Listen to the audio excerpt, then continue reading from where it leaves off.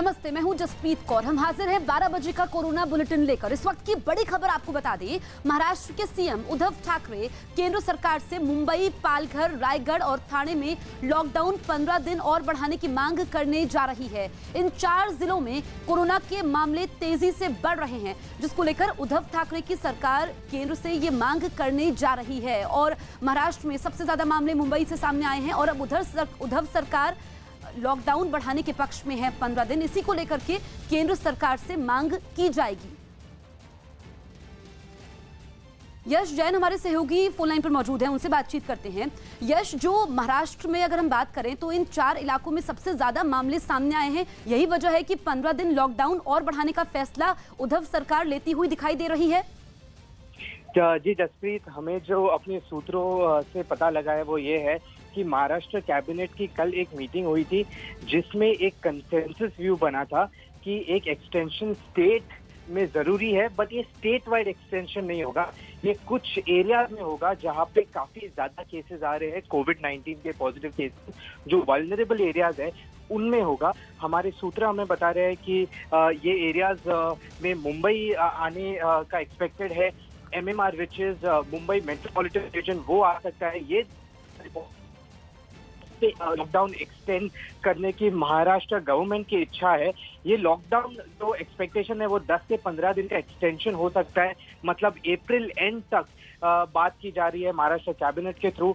अभी कल prime minister के साथ सब chief minister, state chief minister की मीटिंग होगी, जिसमें महाराष्ट्र गवर्नमेंट के मिनिस्टर उद्धव ठाकरे भी ये प्रस्ताव प्राइम मिनिस्टर के सामने रखेंगे, जहां पे वो 10 से 15 दिन का एक्सटेंशन मांगेंगे प्राइम आई जा रही है। अब ये मुकेश को ये मैसेज शकील ने भेजा था, जो कानपुर के थाना चकेरी जाजमऊ इलाके का रहने वाला है। मुकेश का ये कहना है कि उसने जिज्ञासावश, उत्सुकतावश उसको सुना था उस ऑडियो को और उसने एक ग्रुप में वायरल किया था। उसने उन्नाव के जिस युवक को ये भेजा था, गंगा घाट थाना क्षेत्र का रहने वाला है, गांधीनगर का, उसने पुलिस को इसकी इत्तला दी कि देखिए ये साहब ऐसा भी हो रहा है। एक जागरूक नागरिक के तौर पर उसने पुलिस को बताया, देखिए इस तरह का एक भड़काऊ मैसेज वायरल हुआ है, तमाम लोग इसको आगे भी वायरल कर सकते हैं। लिहाजा पुलिस ने उसका तुरंत संज्ञान लिया, FIR दर्ज की और मुकेश को पहले गिरफ्तार किया। मुकेश की निशानदेही पे शकील की भी गिरफ्तारी हुई है। अब पुलिस पूरी कोशिश में यही लगी है कि यह मैसेज कहां से शुरू हुआ है और कौन कौन से ऐसे लोग हैं, क्या साजिश के तहत इसे बढ़ाया जा रहा है। तमाम जिलों को भी ये कोऑर्डिनेट किया गया है, उनको भी सूचनाओं का आदान प्रदान किया गया और कोशिश की जा रही है कि एक लॉजिकल एंड तक इसकी इन्वेस्टिगेशन को पहुंचाया जाए।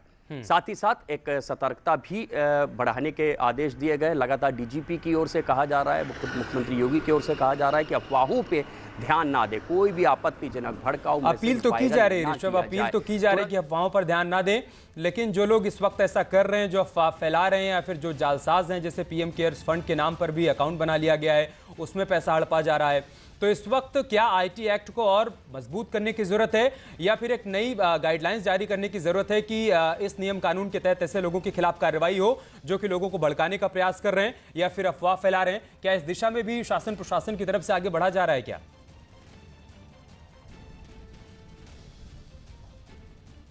अमित, देखिए ये नए तरह का संकट है, पुलिस के लिए भी, प्रशासन के लिए भी, हम सब के लिए, सरकार के लिए भी। एक ऐसा दौर है जो शायद किसी ने अपने जीवन में पहले नहीं देखा था।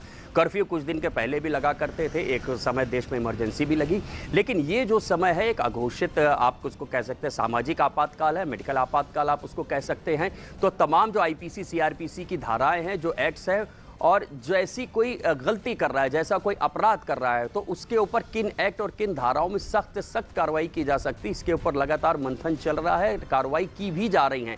जैसे धारा 188 के जो FIR दर्ज होती है, जिसको बेसिकली धारा 144 का उल्लंघन कहते हैं, जो लॉकडाउन के दौरान रोज कम से कम 300-400 मुकदमे उत्तर प्रदेश में धारा 188 के तहत दर्ज हो रहे हैं, जो कि लॉकडाउन उल्लंघन के।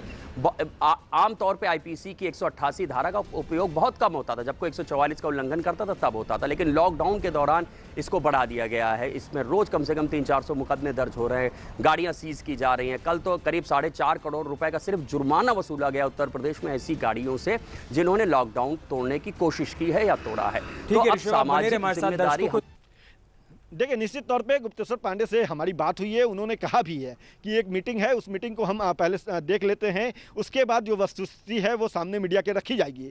तो कहीं ना कहीं ये गुप्तेश्वर पांडे ने ये बातें कही, लेकिन क्या कुछ तथ्य सामने आते हैं, क्या बातें सामने आती है, क्या उनके बयान आते हैं, ये जब वो सामने आएंगे कैमरे के तभी हम दर्शकों को बता पाएंगे। लेकिन अभी जब एसपी जुड़ी, डीएम जुड़े न्यूज़ 18 के कैमरे से, जब आमिर सुबहानी कैमरे के सामने आए, अपर मुख्य सचिव हैं, उनके कंधे पे गृह विभाग की जिम्मेवारी है, गृह विभाग से ये जुड़ा हुआ मामला है, आंतरिक देश की सुरक्षा से जुड़ा हुआ मामला है, आंतरिक देश के लोगों के जान माल से जुड़ा हुआ ये मामला है, तो इस पर उन्हें खुल करके बोलना चाहिए था, लेकिन वो बोले नहीं है। वो कहीं ना कहीं अपना पल्ला झाड़ लिए हैं और कहीं ना कहीं अधिकारियों की, आला अधिकारियों की जो शिथिलता है वो अभी सामने आ रही है अब तक।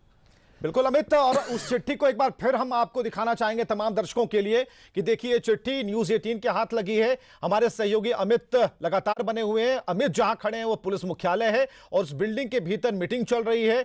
तमाम बिहार के बड़े अधिकारी मौजूद हैं और हमारी बात अभी सीमावर्ती इलाके के तमाम उन अफसरों से हो चुकी है, उन पुलिस अधिकारियों से हो चुकी है, उन प्रशासनिक अधिकारियों से हो चुकी है।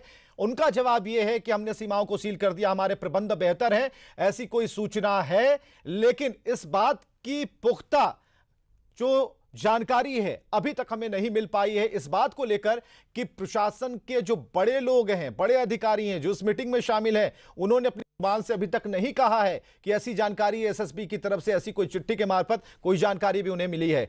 तो नेपाल से बिहार में कोरोना संदिग्ध आने के इस मसले पर बिहार के अपर मुख्य सचिव आमिर सुबहानी ने अनभिज्ञता जताई है। देखिए क्या कहा है। किसको लेटर आया है? किसके नाम लेटर है वो? एसएसपी ने दिया डीएम को। हमको नहीं पता है उसके बारे में। चलिए, कितनी बड़ी बात है कि नहीं पता है, इतना कहकर आमिर सुबहानी उस मीटिंग में चले जाते हैं। लेकिन हम पता करने की कोशिश कर रहे हैं। न्यूज़ 18 को पश्चिम चंपारण के डीएम ने जानकारी दी है। बड़ी खबर आ रही है इस वक्त की। नेपाल सीमा पर पहले से ही हो रही है चौकसी। डीएम ने स्पष्ट तौर पर कहा है सीसीटीवी के जरिए। कुंदन कुमार डीएम पश्चिम चंपारण इस वक्त हमारे साथ फोन लाइन पर जुड़े हुए। कुंदन जी, जो रिपोर्ट आ रही है, जो अभी लेटर हमने दिखाया, उसके बाद जानकारी आपसे चाहेंगे, क्या हो रहा है सीमा पर? कुंदन जी, क्या सीमा पर क्या चल रहा है? तो लगातार हम कोशिश कर रहे हैं कि पश्चिम चंपारण डीएम से हमारी बातचीत हो जाए और लगातार हमारी कोशिश यही है कि सवाल का जवाब मिल पाए कि सीमा पर चौकसी बढ़ाई गई है, उसे सील कर दिया गया है। अभी आप देख भी पा रहे हैं न्यूज़ 18 को पश्चिम चंपारण के डीएम ने इस बात की जानकारी दी है। उन्होंने स्पष्ट तौर पर कहा है कि नेपाल सीमा पर पहले से ही निगरानी है। कुंदन जी इस वक्त हमारे साथ मौजूद हैं। डीएम साहब, ये बताइए कि कैसी चौकसी चल रही है, क्या जानकारी है आपके पास, और इस एसएसबी की चिट्ठी के बारे में क्या जानकारी है? कुंदन कुमार जी, कुंदन कुमार जी, आप हमें सुन पा रहे हैं? तो एक बार फिर कोशिश करेंगे कि हम बातचीत हमारी हो पाए। एसएसबी के कमांडेंट की यह चिट्ठी हम आपको दिखा पा रहे हैं, जो कि जिलाधिकारी पश्चिम चंपारण और पुलिस अधीक्षक बेतिया को लिखी गई थी। और साफ तौर पर इस चिट्ठी में एक एक शब्द ये बता रहे हैं कि कहीं ना कहीं कुछ गड़बड़ है और कुछ जानकारियां मिली हैं, गुप्त जानकारियां हैं। गोपनीय चिट्ठी थी जो अब न्यूज़ 18 के हाथ लगी है। और इस चिट्ठी में, जो कि 3 तारीख को यह चिट्ठी लिखी गई थी, यह स्पष्ट हो पाया है कि एक बड़ी साजिश रची जा रही है भारत को कोरोना से दहलाने की। घुसपैठियों की एक पूरी टीम जो कि कोरोना से संक्रमित हैं, इस चिट्ठी के माध्यम से बताया गया है। इसमें यह लिखा गया है कि 40 से 50 की संख्या में सीमा पर वैसे लोग खड़े हैं, छुपे हैं, जो कि इस वायरस को फैला सकते हैं। पश्चिम चंपारण डीएम हमारे साथ जुड़े हुए हैं। कुंदन जी, ये बताइए कि सीमा पर क्या कुछ चल रहा है, क्या जानकारी है?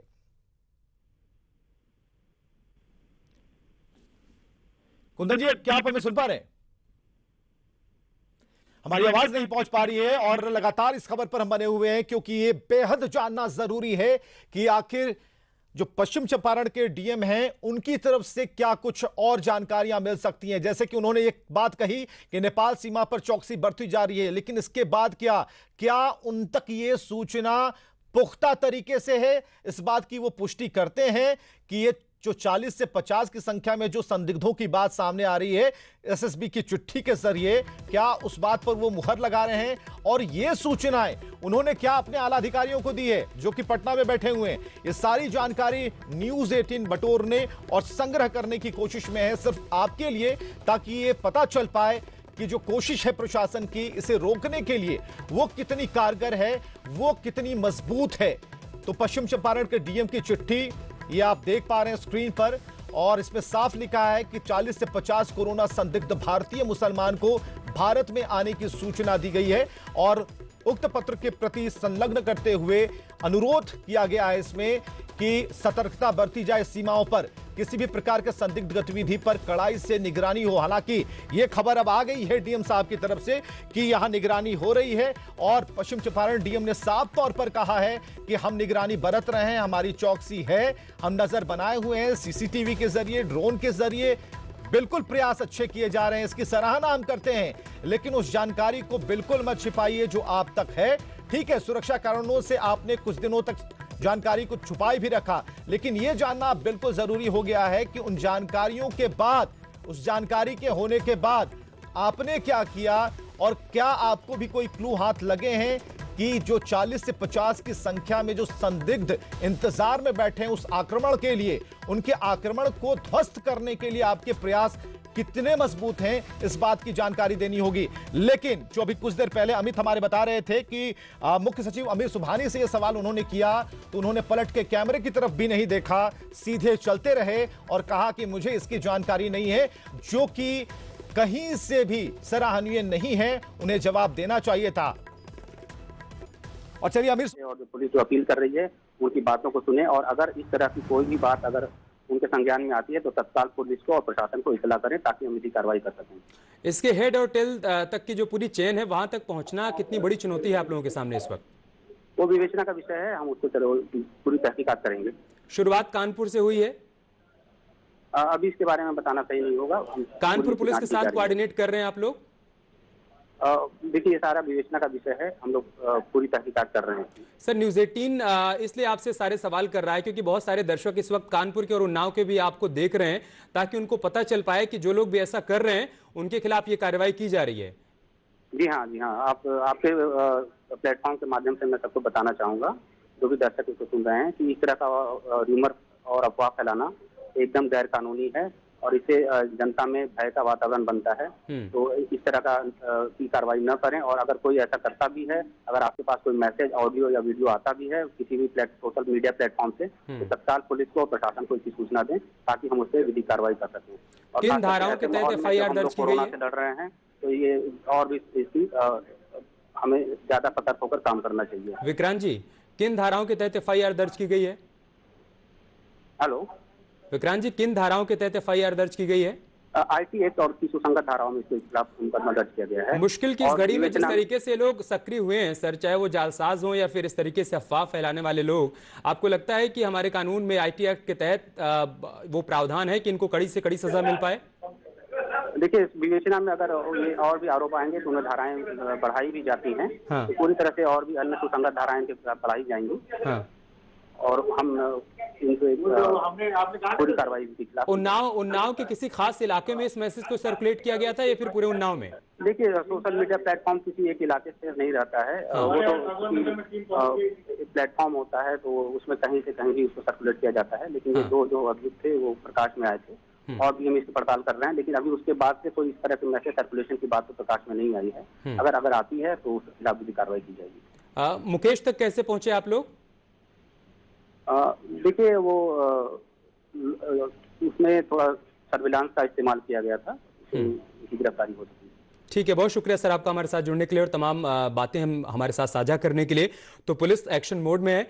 उन्नाव के एसपी विक्रांत वीर और डीएम रविंद्र कुमार ने साफ कर दिया है कि जो लोग भी ऐसा काम कर रहे हैं उनसे सख्ती से निपटा जा रहा है, सख्त कार्रवाई की जा रही है, और इस बात की पड़ताल भी की जा रही है कि इस मैसेज को कहां पर क्रिएट किया गया, कहां से इसको सर्कुलेट किया गया और अब तक कितने लोगों तक ये मैसेज फॉरवर्ड किया जा चुका है। बड़ी चुनौती है, लेकिन प्रशासन की तरफ से आश्वासन दिया जा रहा है कि किसी को भी बख्शा नहीं जाएगा, हर किसी को पकड़ा जाएगा जो भी इस अफवाह को फैलाने का प्रयास कर रहे हैं। और साथ ही साथ डीएम और एसपी की तरफ से उन्नाव और कानपुर की जनता और साथ ही दूसरे लोगों से भी लगातार ये अपील की जा रही है कि ऐसी किसी अफवाह में वो लोग ना पड़े, ऐसे किसी मैसेज का संज्ञान ना लें। और अगर आपके पास कोई इस प्रकार का मैसेज कोई भेजता है तो आप फौरन पुलिस को इस बात की जानकारी दें, सूचित करें, ताकि वक्त रहते कार्रवाई हो पाए और आप किसी मुश्किल में ना पड़ने पाए। ध्यान दीजिए, अगर ऐसा कोई भी मैसेज आपके पास आता है तो उसको फॉरवर्ड करने की बजाय आप पुलिस को इस बात की सूचना दीजिए, ताकि आप मुश्किल में ना फंसें और ऐसे लोग गिरफ्त में आ सकें जो इस वक्त गलत मकसद के साथ सक्रिय हैं और अफवाहों को फैलाने का काम कर रहे हैं। तो इस मैसेज में, इस ऑडियो मैसेज में क्या कुछ कहा गया है, क्या बड़ी बातें हैं, एक बार फिर से हम आपको बता देते हैं। लोगों को गलत और तथ्यहीन जानकारी दी गई है। उनको कहा गया है कि कोविड-19 के तहत अगर आपको क्वारंटाइन किया जाता है तो आपको इंजेक्शन लगाया जाएगा, उससे आपकी जान जा सकती है। जो टीका लगेगा उसका जो एक्शन होगा 1 से 1.5 महीने के भीतर होगा और एक खास समुदाय को, एक खास समाज को टारगेट करके ये सब कुछ किया। भोपाल में टोटल लॉकडाउन को 14 अप्रैल तक बढ़ा दिया गया है। वहां अब दवा और दूध की दुकानों के अलावा सभी दुकानें बंद रहेंगी। तो टोटल लॉकडाउन रहेगा। हमारे सहयोगी मनोज हमारे साथ लाइव मौजूद हैं, उनके पास हम जाएंगे। इस वक्त की बड़ी खबर हम आपको बता रहे हैं, 14 अप्रैल तक टोटल लॉकडाउन रहेगा। मनोज, पूरे देश में लॉकडाउन है, सबसे पहले बताइए कि ये टोटल लॉकडाउन होता क्या है? टोटल लॉकडाउन मतलब इसके पहले क्या होता था कि लॉकडाउन की शुरुआत हुई, लेकिन 3 दिन पहले 9 तारीख तक के लिए भोपाल में जब लगातार मामले बढ़े, भोपाल इंदौर के बाद दूसरा हॉटस्पॉट बन गया, तो सिर्फ दवा और साथ ही साथ दूध की दुकानें, सिर्फ 2 दुकानें खुली दी गई और राशन की दुकानें पूरी तरह बंद कर दी गई। राशन की, सब्जी की, और सब्जी के लिए बाकायदा फिर ये देखिए, सब्जी और राशन के लिए ये जिला प्रशासन और नगर निगम के, मैं आपको ये ऑटो दिखा रहा हूँ, इस तरह के ऑटो ऑथोराइज किए गए। इनको बाकायदा सबको एक परमिट दिया गया शहर में चलने के लिए, और इनको जो सब्जी वेंडर से, जो भी सब्जी विक्रेता है वहाँ से सामान लाते हैं, राशन के सामान लाते हैं, और ये हर मोहल्ले में जा जाके, एक तरफ से आप लगातार जो ऑटो, ये लोडिंग ऑटो हैं, ये हर मोहल्ले में जा जाकर वहाँ पर पहुँचते हैं और वहाँ पर खड़े होकर एक एक करके सोशल डिस्टेंसिंग के साथ सामान की सप्लाई यहाँ पर नगर निगम की तरफ से, प्रशासन की तरफ से की जा रही है। 14 तारीख तक के लिए अब ये टोटल लॉकडाउन रहेगा। मतलब भोपाल में किसी भी मोहल्ले से दूसरे मोहल्ले तक आप नहीं जा पाएंगे। दूध लेने जा रहे हैं तो अकेले पैदल, अगर आप गाड़ी से जाते हैं तो आपके पास वाजिब वजह होनी चाहिए, अकेले पैदल जाकर दूध ला सकते हैं। और सबसे अहम बात है कि आज 12 नए मामले भोपाल में सामने आए हैं।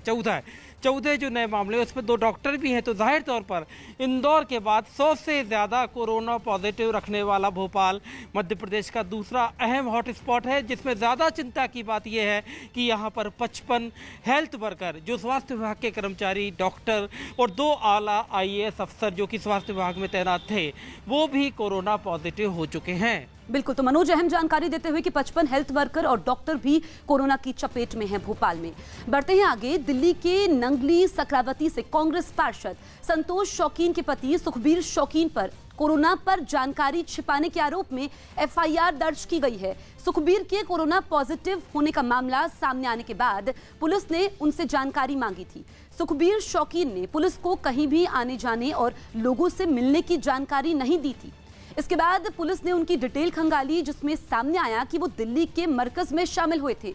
ये बात भी सामने आई कि उन्होंने अपनी पत्नी के साथ दीनपुर गांव में जरूरतमंदों को खाना बांटा था। बताया गया कि उनकी पत्नी और बेटी को भी कोरोना है। सुखबीर शौकीन के कोरोना पॉजिटिव होने के बाद ही दीनपुर गांव को सील किया गया है। फिलहाल सुखबीर शौकीन अंबेडकर अस्पताल में भर्ती हैं।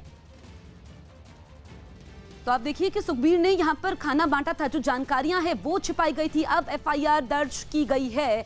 तो इस वक्त की बड़ी खबर हम आपको बता रहे हैं, दिल्ली के नंगली सक्रावती से कांग्रेस के पार्षद संतोष शौकीन के पति सुखबीर शौकीन पर कोरोना पर जानकारी छिपाने के आरोप में FIR दर्ज की गई है। सुखबीर के कोरोना पॉजिटिव होने का मामला सामने आने के बाद पुलिस ने उनसे जानकारी मांगी थी और जानकारी छिपाई गई। कहीं भी पुलिस को यह नहीं बताया गया था कि वो कहां गए थे, मरकज में शामिल हुए थे। अब पुलिस ने FIR दर्ज की है। नमस्कार दोस्तों, कैसे आप सब? मैं आप लोगों की दुआओं से बिल्कुल ठीक हूँ। मेरे शरीर में कोई बीमारी नहीं है, ना कोई जुकाम है, ना खांसी है, ना बुखार है, ना सिर में दर्द है, ना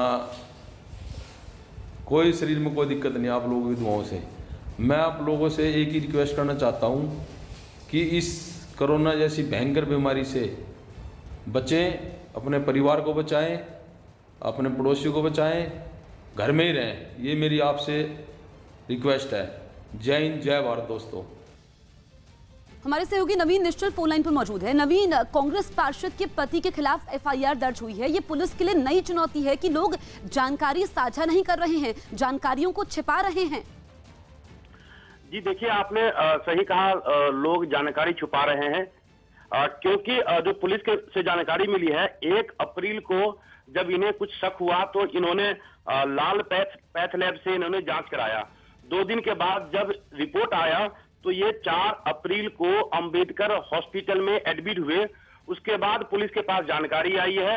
जब पुलिस ने संपर्क करके इनसे डिटेल मांगी कि क्या आप विदेश गए थे या किसी संपर्क में आए थे, तो इन्होंने सारी चीजें की जानकारी नहीं दी, उन्होंने मना कर दिया। लेकिन जब द्वारका डीसीपी एंटो अल्फोंस की टीम ने पूरे मामले की छानबीन की और इनका कॉल डिटेल निकाला तो पता चला कि ये निजामुद्दीन के मरकज वहां गए थे। उसके बाद फिर इनके ऊपर एफआईआर दर्ज किया गया है। अभी इनके परिवार में इनकी पत्नी, इनकी बेटी और ये 3 लोग पॉजिटिव पाए गए हैं। इनकी वजह से जो है पूरा का पूरा दीनपुर गांव सील कर दिया गया है। जी जसप्रीत। मध्य प्रदेश के छिंदवाड़ा में एक मस्जिद में नमाज पढ़ रहे 40 लोगों को पकड़ लिया गया। पुलिस के मुताबिक 40 लोग एक मस्जिद में नमाज पढ़ रहे थे और उस वक्त उन्होंने मास्क भी नहीं लगाया था। साथ ही नमाज के समय सोशल डिस्टेंसिंग की भी धज्जियां उड़ाई गई। पुलिस ने दावा किया है कि लॉकडाउन के समय नियमों की अनदेखी करने वाले लोगों पर कार्रवाई की जाएगी। तो छिंदवाड़ा की तस्वीरें आप देखिए, जहां पर नमाज पढ़ते 40 लोग पकड़े गए हैं। पूरे देश में लॉकडाउन है, उसके बावजूद मस्जिद में ये 40 लोग इकट्ठा होते हैं। आप देखिए, ये तस्वीरें देखिए कि काफी नजदीक ये लोग बैठे हुए हैं, तो यानी कि सोशल डिस्टेंसिंग का भी पालन यहाँ पर नहीं हो रहा है। मस्जिद के अंदर भीड़ दिखी। मस्जिद के अंदर चेक करने पर 40 मुस्लिम समुदाय के व्यक्ति नमाज पढ़ते दिखे, जिनमें बिना मास्क लगाए और सोशल डिस्टेंसिंग का पालन ना करते हुए वह 144 के आदेश की अवहेलना करते हुए पाए गए, जो इनके विरुद्ध धारा 188 टू 69 आईपीसी एवं अन्य अधिनियम, जिसमें आपदा प्रबंधन अधिनियम, एपिडेमिक एक्ट एवं Madhya Pradesh public health act के तहत कार्रवाई की गई है। कोरोना की दहशत के बीच दिल्ली और लखनऊ में लोग अब सड़क पर पड़े 500 रुपयों को देखकर दहशत में हैं। उन्हें उठाने से बच रहे हैं। लोगों को आशंका है कि कोरोना फैलाने की साजिश के तहत ये नोट सड़कों पर फेंके गए हैं।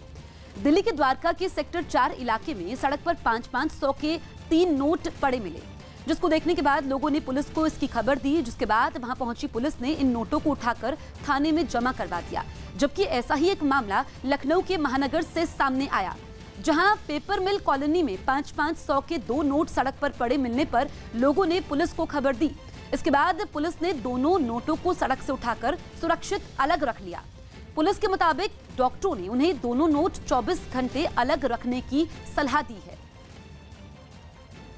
तो 2 तस्वीरें आप देखिए राजधानी दिल्ली और लखनऊ की। दरअसल सड़क पर 500 के नोट मिले और लोग दहशत में हैं। उनको लग रहा है कि साजिश के तहत ये नोट पड़े हुए हैं और जैसे ही लोगों को नोट दिखाई दिए पुलिस को सूचना दी। इसके बाद पुलिस ने इन नोटों को उठाया और ऐसा ही मामला लखनऊ में भी सामने आया, जहां पर सड़क पर 500 के नोट दिखाई दिए और कोई भी इन नोटों को उठा नहीं रहा है, बल्कि जैसे ही इलाके में ये सूचना मिल रही है पुलिस को इसके बारे में जानकारी दी जा रही है। तो 500 के नोट मिलने से दहशत है और लोगों को शक है कि इन नोटों के जरिए कोरोना से वो संक्रमित हो सकते हैं, ये साजिश हो सकती है। यूपी के पीलीभीत में कोरोना के बढ़ते खतरे के बीच जिला अस्पताल के कर्मचारियों की लापरवाही सामने आई है। आरोप है कि बुखार से जूझ रही एक महिला को अस्पताल के कर्मचारियों ने कोरोना की आशंका की वजह से अस्पताल के अंदर ले जाने से रोक दिया। कई घंटों तक महिला तड़पती रही, जिसके बाद उसकी मौत हो गई। इस बीच परिवार के लोग हंगामा करते रहे, लेकिन अस्पताल के कर्मचारियों ने महिला को इलाज मुहैया नहीं करवाया। बाद में महिला के शव को पोस्टमार्टम के लिए भेज दिया गया। 12 बजे आए, 12 बजे पुराने अस्पताल, जिला अस्पताल लेके आए और किसी डॉक्टर ने किसी ने नहीं देखा। 3 बजे 3:30 बजे खत्म हो गई है। दुनिया भर में कोरोना के कहर के बीच उसके खिलाफ लड़ाई जारी है और इस लड़ाई में आयरलैंड के पीएम लियो वराडकर अपने देश के लिए हीरो बनकर सामने आए हैं। दरअसल भारतीय जमीन से संबंध रखने वाले वराडकर डॉक्टर भी हैं और ऐसी आपात स्थिति में वो इसकी भी प्रैक्टिस कर रहे हैं और मरीजों की सेवा में जुटे हैं। मुंबई में मौजूद आयरलैंड के पीएम का परिवार भी उनका हौसला बढ़ा रहा है। वहाँ एकदम लॉकडाउन हुआ है और लियो जी ने सही समय पर वहाँ अच्छे डिसीजन लेकर अच्छा काम किया है और अभी भी वो जो कर्तव्य भावना से उन्होंने लोगों की सेवा के लिए फिर से उनका डॉक्टरी का काम शुरू कर दिया है, उसे इसलिए हमें बहुत खुशी हुई है। मेरे हिसाब से इस संग्राम में अगर हम जहाँ खड़े हैं वहाँ खड़े रहना, यही बड़ी लड़ाई है। हम जीत रहे हैं और यही लड़ाई हमें जीत सकती है। और हमें मुझे अच्छा एक जो अच्छी है कि महाराष्ट्र मुख्यमंत्री उद्धव जी ठाकरे और हमारे प्रधानमंत्री मोदी जी, वैसे ही लियो वराडकर जो ऐसे फ्यूचर सोचने वाला इंसान है, इन तीनों ने बहुत फास्ट डिसीजन लिया हुआ है and that is a plus point for all of us. हमारे हिंदुस्तान के लिए, पूरे हिंदुस्तान के लिए we are going to come out very fast. उसी योग्य है वो, क्योंकि उसमें इतनी बुद्धिमत्ता है कि वो राज चला सकता है, इसलिए वहाँ बहुत लोकप्रिय है। और हमारा लड़का है तो हमको तो उससे प्यारी है। कोरोना के बढ़ते मामलों के बीच बिहार के नवादा में एनडीए के नेताओं ने नवादा सदर अस्पताल में मदद का हाथ बढ़ाया। इस अस्पताल में 1000 सैनिटाइजर, 1000 मास्क और 6 थर्मल स्कैनर मुहैया करवाए गए।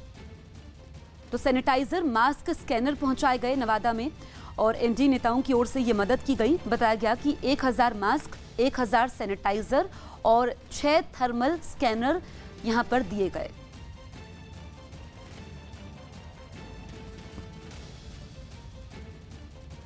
राजस्थान के बांसवाड़ा जिले के कुशलगढ़ में 12 नए कोरोना के मामले सामने आए हैं। इसी के साथ बांसवाड़ा में कोरोना पॉजिटिव मरीजों की संख्या बढ़कर 24 हो गई है, जिसके बाद यहां के प्रशासन और स्वास्थ्य विभाग ने कमर कस ली है। इसके साथ ही कुशलगढ़ में कर्फ्यू लग गया है और इलाके को पूरी तरह सील किया गया है।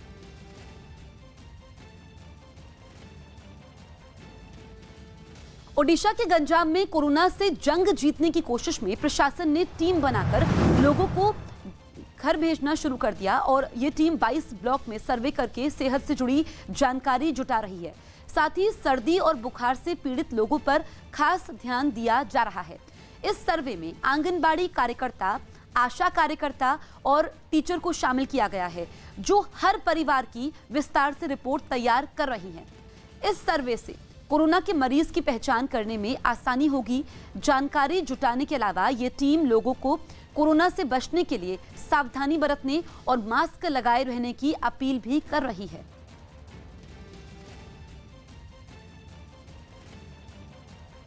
राजस्थान के कोटा में शहर को सैनिटाइज करने के लिए रेहड़ी पटरी वाले दुकानदारों ने दवा छिड़कने का बीड़ा उठाया है।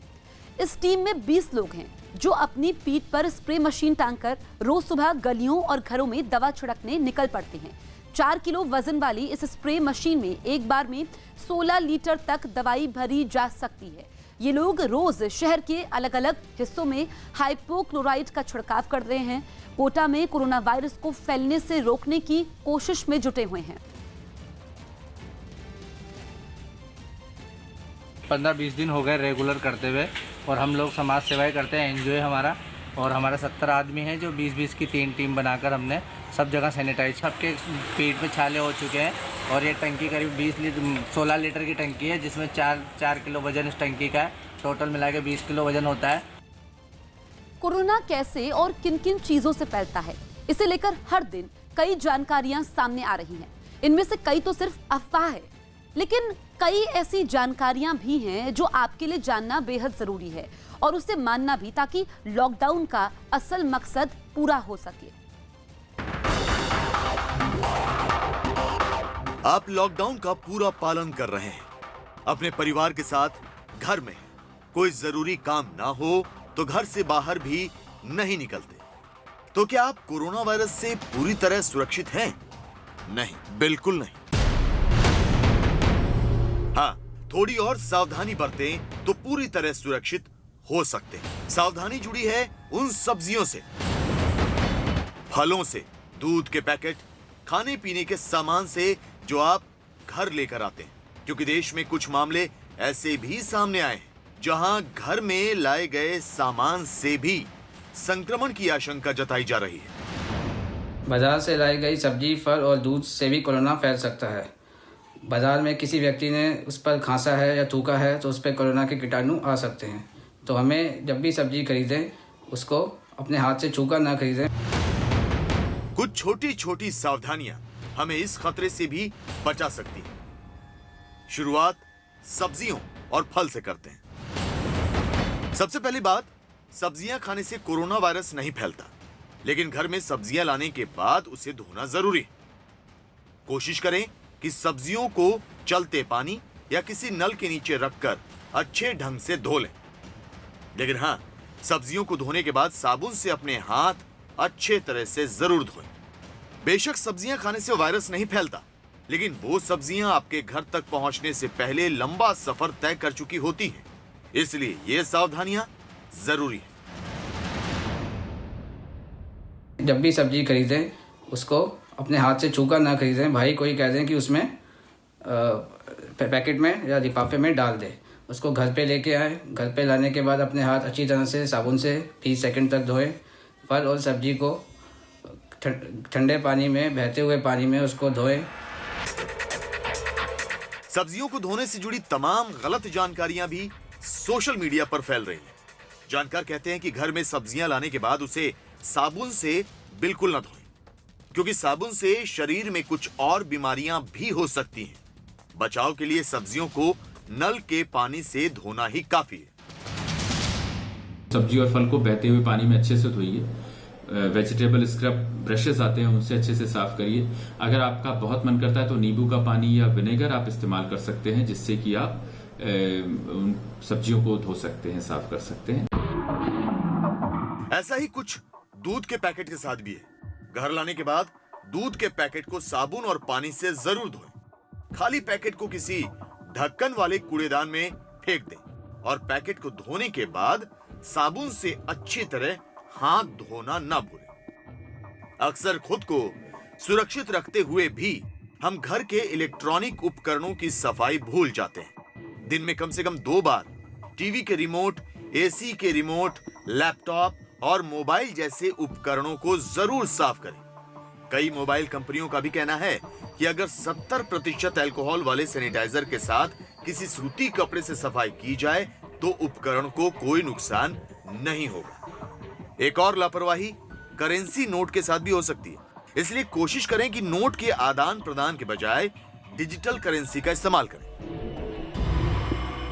करेंसी नोट्स का क्या है, उसमें भी 2-4 दिन तक वो वायरसेस उसके ऊपर रहते हैं। तो आप प्लास्टिक के थैली में अपने नोट्स कवर करके रखिए और कोशिश करिए कि बहुत ज्यादा आदान प्रदान नहीं हो, है ना। आप प्लास्टिक मनी यूज कर सकते हैं, credit card, debit card use कर सकते हैं, नेट बैंकिंग यूज कर सकते हैं पेमेंट्स के लिए। मतलब ये कि हम घर पर सुरक्षित हैं, लेकिन जो सामान बाहर से घर पर ले आए हैं उनसे भी थोड़ी सावधानी जरूरी है। और सीधे आपको लेकर चलते हैं मुंबई। इस वक्त हमारे साथ लाइव मौजूद हैं महाराष्ट्र के कैबिनेट मंत्री असलम शेख और मुंबई की जिम्मेदारी इनके कंधों पर है। असलम जी, बहुत बहुत स्वागत है आपका न्यूज़ 18 इंडिया पर। सबसे पहला सवाल मेरा ये है कि मुंबई इस वक्त कोरोना से सबसे ज़्यादा प्रभावित है। मुंबई की ताज़ा स्थिति क्या है? कितने पेशेंट्स हैं? कितनों को छुट्टी मिल चुकी है? आपकी क्या तैयारियाँ हैं? देखिए, सबसे पहले तो मैं ये बताना चाहूँगा कि मुंबई में और महाराष्ट्र में जो पेशेंट की संख्या सबसे ज़्यादा है, इसलिए है कि मुंबई शहर में जितनी टेस्टिंग हुई उतनी 2-3 राज्यों को मिला के नहीं। और मुंबई की जो जनसंख्या है वो आप देखेंगे तो एशिया में सबसे बड़ी जो झोपड़पट्टियां वो मुंबई शहर के अंदर। और आपको बताना चाहूंगा कि करीबन 16,000 से ज्यादा जो है अब तक हमारी टेस्टिंग हुई है। और जितने इसमें जो पेशेंट आए हैं उनमें से मैं आपको बताना चाहूंगा कि 78 पेशेंट जो है जिनको बिल्कुल भी जो है जो खतरे में नहीं है, खाली उनको कोविड से इफेक्ट हुए हैं। 30 पेशेंट ऐसे हैं जो क्रिटिकल कंडीशन में हैं। और अगर जो लोग मर रहे हैं उनके बारे में आपको बताना चाहूंगा कि जो अस्पताल में इनका इलाज हो रहा है, अगर वहाँ की स्थिति देखिए, अगर कोरोना वायरस से पहले अगर आप देखें तो वहाँ पे लगभग इतनी मौतें जो है वो हर महीने या हर साल में उतना आता था। अब रही बात मुंबई को इस कोरोना से बचाने के लिए, मैं बताना चाहूंगा कि क्या क्या योजनाएं मुंबई और महाराष्ट्र में की गई। सबसे पहला मुंबई को और महाराष्ट्र को लॉकडाउन करने का जो हमने निर्णय लिया, ये उसी का कारण है कि इतनी बड़ी बहुसंख्या के अंदर हमने कंट्रोल करने का काम किया। आज करीबन 1.5 करोड़ से ज्यादा जो है मुंबई की आबादी है और उसके अंदर 600-650 के करीब जो है वो पेशेंट सामने आए हैं। करीबन 80 पेशेंट से ज्यादा जो है वो ठीक होकर अपने चले गए। ये जो 23 क्रिटिकल पेशेंट आए हुए हैं, इनकी भी हिस्ट्री रही है। ये या तो पहले से डायलिसिस से बीमार थे, या इनको हार्ट का प्रॉब्लम था, या इनको डायबिटीज का था, या बीपी का था, और ये इफेक्ट हुए। और जो मरने की संख्या का थोड़ा सा अभ्यास किया तो उसमें पता चला कि जो केसेस लेटली एडमिट हुए थे, यानी उन्होंने अगर सही वक्त पर सही टाइम पे आ जाते तो शायद उनको बचाने में हमें कामयाबी मिलती। तो ये इस वजह से थोड़ी सी मरने की जो संख्या वो ज्यादा हुई है। जी असलम जी, आप बता रहे हैं कि पेशेंट्स ने जानकारियां छुपाई जिस वजह से मामले ज्यादा पड़े। मैं आपसे ये जानना चाहूंगी कि मुंबई इस वक्त सबसे ज्यादा प्रभावित है। आपने बताया कि आबादी काफी ज्यादा है, तो इससे बचने का क्या तरीका है? क्या लॉकडाउन को बढ़ाया जाएगा या फिर पूरे मुंबई को सीज किया जाएगा? नहीं, हमने तो डे 1 से जो है मुंबई और महाराष्ट्र को जो है आजादी दिन ब दिन कम करने का काम किया, लेकिन लोगों को मेंटली पहले प्रिपेयर करने का काम किया कि जैसे हम रेल को बंद करने थे तो हम आके सीधा 12 घंटे के अंदर आके खड़े होकर रेल को बंद नहीं किया।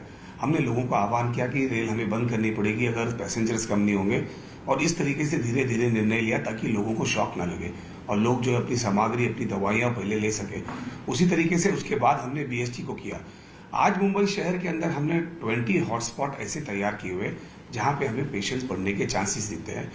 यहाँ पे हमने ये निर्णय लिया हुआ कि मुंबई शहर में आज से जो है पूरी भाजी मार्केट कंप्लीटली बंद कर दी जाएगी, और ये हॉटस्पॉट का जो एरिया इसको पूरा जो है वो ऊपर से जो है उसको मॉनिटर किया जाएगा। पुलिस को जो है हमने वो दिया हुआ है, पुलिस जो है बहुत अच्छी तरीके से उसको मॉनिटर कर रही है और उसके साथ में वहाँ पे आह्वान भी करने का काम कर रही है।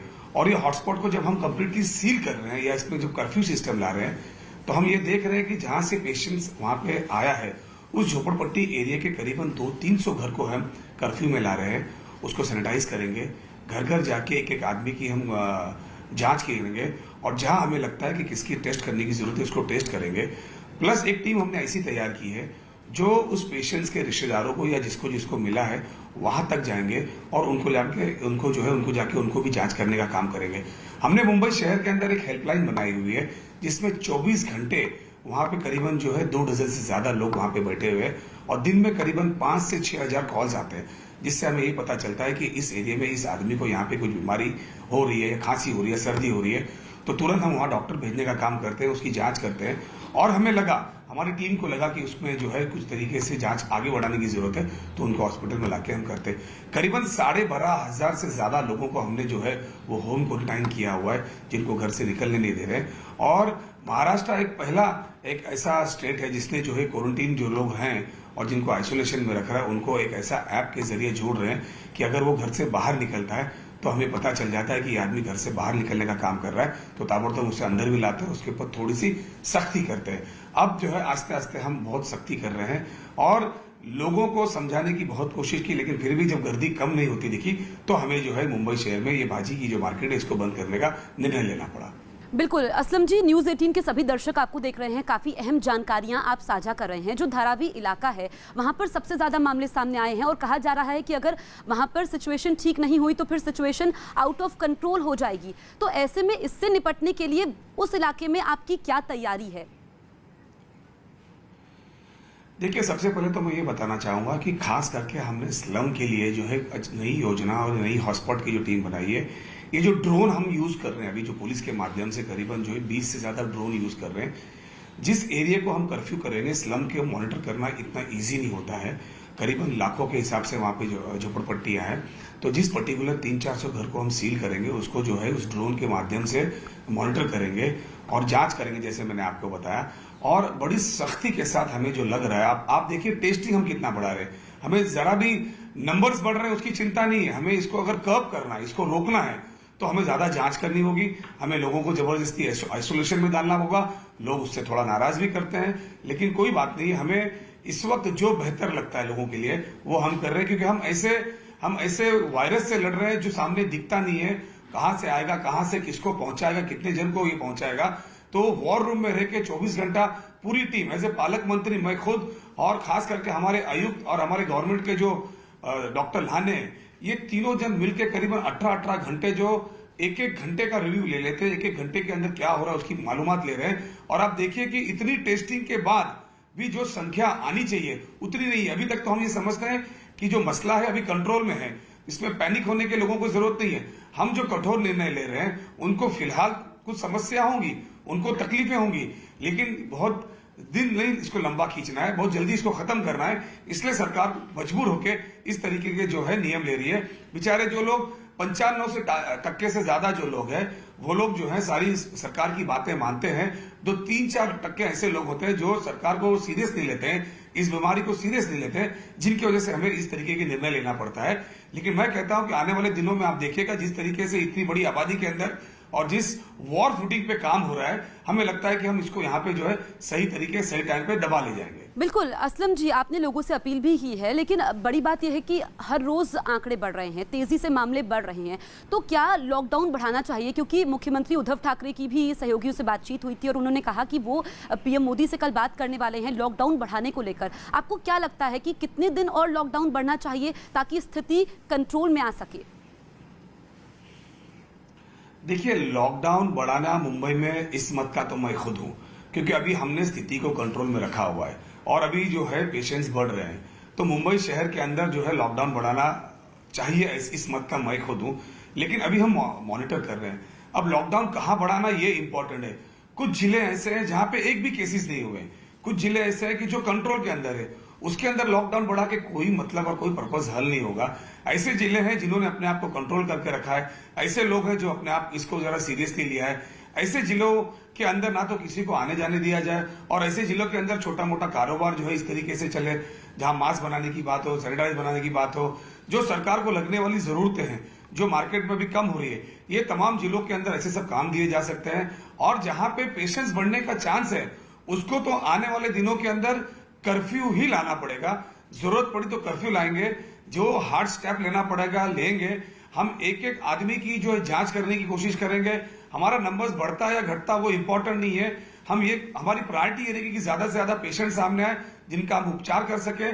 और मुझे इस बात की खुशी कि अब जो लोग हैं वो इसको बड़ी सीरियस ले रहे हैं। करीबन जो है 6000 से ज्यादा कॉल हमारे इस कॉल सेंटर के अंदर आ रहे हैं और दिन ब दिन हम दूसरे स्टेट और दूसरे शहर और दूसरे जो देशों से भी सीख रहे कि उनकी क्या गलतियां हुई थी, कहां हमें सुधारनी चाहिए, कहां हमें ठीक करना चाहिए। नर्सिस जो इफेक्टेड हो रहे थे उनके लिए महाराष्ट्र के अंदर मैं बताना चाहूंगा, मुंबई शहर के अंदर कंपलसरी हर हॉस्पिटल के अंदर किट देने की बात की गई है।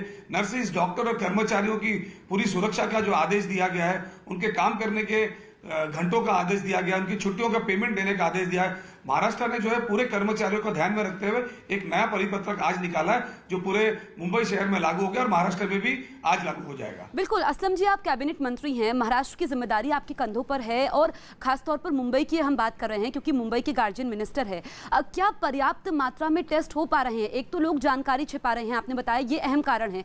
क्या टेस्टिंग किट्स हैं? क्योंकि अगर लोगों के टेस्ट ज्यादा मात्रा में होते हैं तो फिर ये आंकड़े बढ़ेंगे और ये जरूरी भी है, तभी ये स्थिति कंट्रोल में आ पाएगी। नहीं, एक देखिए, मैं आपको बताना चाहूंगा कि जितने जांच करने के सेंटर आज मुंबई में हैं, मैं दावे के साथ कह सकता हूं कि कम से कम 10 राज्यों में इतने जांच सेंटर नहीं होंगे। और कुछ लोगों ने छुपाने का काम नहीं किया, उन्होंने लेट आने का काम किया है। उन्होंने इसको सीरियस नहीं लिया। जब उनको खांसी आई या उनको सर्दी हुई तो उन्होंने लोकली जो डॉक्टर के पास गए उनको उसको सीरियस लेना चाहिए था।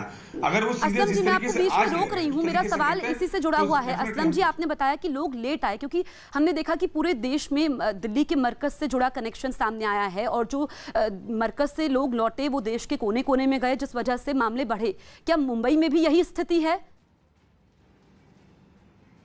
देखिए, ऐसा है कि मरकज से जो लोग निकले थे डेफिनेटली उनकी वजह से थोड़ी बहुत इसमें जो है संख्या बढ़ी है, लेकिन मरकज की वजह से ये इस देश के अंदर ये वायरस आया और मरकज की वजह से इतने सारे पेशेंट्स निकल रहे, ये भी बोलना ठीक नहीं रहेगा। गलतियां उनसे हुई है, जिसको कोई नकार नहीं सकता। उन्होंने इसको सीरियसली लेना चाहिए था। महाराष्ट्र सरकार जिस तरीके से गंभीर थी, जब वो यहाँ पे इस महाराष्ट्र के अंदर इस तरीके से वो गैदरिंग करना चाहते थे, हमने तुरंत उसके ऊपर जो है ध्यान लिया और उसको यहाँ पे परमिशन नहीं दी। हमारा ये राज्य ऐसा राज्य है जो पहला, मैं पोर्ट का भी हूँ, मेरे पास पोर्ट्स का पोर्टफोलियो भी है, जब ये वायरस के बारे में मुझे पता चला, मैं पहला शख्स था जिसने जो है पोर्ट के अंदर ये आदेश निकाले कि जो भी वेसल्स हमारे पास आता है वो सारे के सारे क्रू को क्वारंटीन किया जाए, उनको शहरों में आने ना दिया जाए और वो अपना वेसल्स खाली करके वापस चले जाए। साथ ही साथ उसी वक्त हमने केंद्र सरकार को भी ये लेटर लिखा कि आप कोशिश करिए और तुरंत बाहर से आने जाने वाली जितनी इंटरनेशनल जहाज है उनको रोकने का काम करना चाहिए ताकि ये वायरस हमारे इस देश के अंदर नहीं आए। लेकिन बहरहाल अभी इस वक्त जो है हमारे सामने एक ये है कि हमें किस तरीके से ज्यादा प्रिकॉशन लेना है और जो लोग इसमें काम कर रहे हैं उनको मदद करना है। जितने खुल के आप सामने आओगे उतना जल्दी आपका उपचार होगा और उतने जल्दी आप ठीक होकर अपने घरों में जाओगे। बिल्कुल असलम जी, मेरा आखिरी सवाल आपसे यह है कि आपने मुंबई में हॉटस्पॉट्स को आइडेंटिफाई किया है, हमारे दर्शकों को बताइए ऐसे कौन कौन से हॉटस्पॉट्स हैं मुंबई में, इनकी संख्या कितनी है? देखिए करीबन जो 20 जो है वो हॉटस्पॉट के करीब जो है हमने इस मुंबई शहर में अभी किया है। अब इसमें पैनिक होने की जरूरत नहीं है कि हमने हॉटस्पॉट किया मतलब वहां बहुत ज्यादा संख्या फैली है। वहां उस एरिया के अंदर, उस झोपड़पट्टी के अंदर, उस क्लस्टर्स के अंदर या उस बिल्डिंग के अंदर और लोगों को नहीं पसरे, इस वजह से उस एरिया को हम कर्फ्यू ले गए। पहले हमने जो है उसको क्वारंटीन करने का काम किया था, लोगों को अपनी सामग्री लेने का काम दिया, फिर हमने उसको सील करने का काम किया। सील करने के बाद भी कुछ हमें अच्छा नतीजा उसमें नहीं दिख रहा था, तो हमें लास्ट जो हमारे पास पर्याय था वो कर्फ्यू का था। कर्फ्यू में बिल्कुल किसी को आने या जाने नहीं दिया जाएगा, लेकिन साथ ही साथ किस घर में किस चीज की आवश्यकता है, खाने की कोई चीज किसी को कमी नहीं होने देंगे। अगर बच्चा है तो उसको टेट्रा पैक का दूध दिया जाएगा, अगर कोई बीमार है तो उसको घर में जो है हमारे वहां के महानगर पालिका के डॉक्टर वहां जाके जांच करेंगे। लेकिन अब बाहर निकलना अब उनके लिए ठीक नहीं है। इससे ये मैसेज मैं देना चाहता हूं पूरे महाराष्ट्र में, पूरे देश में, कि आपको अपने एरिया में सुरक्षित रहना है, आपको ऐसी परिस्थिति में नहीं आना है, तो आपको सरकार को मदद करना है, आपको अपने आप को मदद करना है, ताकि इस कोरोना के खिलाफ हम मजबूती से और ताकत से लड़ सके। बिल्कुल असलम जी, आपका न्यूज़ 18 से बातचीत करने के लिए बहुत बहुत शुक्रिया। तो आप सुन रहे थे महाराष्ट्र के कैबिनेट मंत्री, मुंबई के गार्जियन मिनिस्टर असलम शेख को, जिन्होंने कई महत्वपूर्ण बातें साझा की।